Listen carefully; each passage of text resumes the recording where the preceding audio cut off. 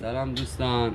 یکی از مواردی که توی تعمیر گیربکس باید رعایت بشه سرویس ساعت گیربکسه که یکی از نکته‌های مهمشه و اسپولای ما در داخل خود بلوک ساعت توجه بفرمایید باید اینطوری روون باشه. نگاه کنید زمانی که بازی میدید این صدا رو داشته باشه. این اسپول داره تو جاش درست عمل میکنه، ولی این یکی رو بخواید توجه کنید نگاه کنید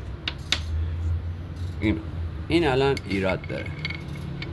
نگاه کنید گیره، میبینید با فشار زرنه بخواید بازی هم بکنید تو جاش بازی نداره، یه مقدار گیره. همین باعث تقه و باعث پاره شدن از زنجیر در گیربکس های CVT میشه.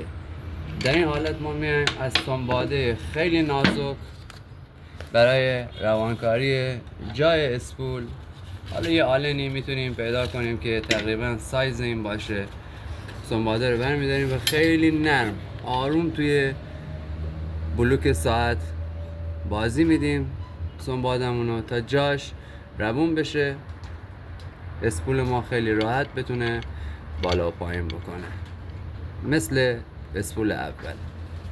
ممنون که این ویدیو رو تماشا کردید.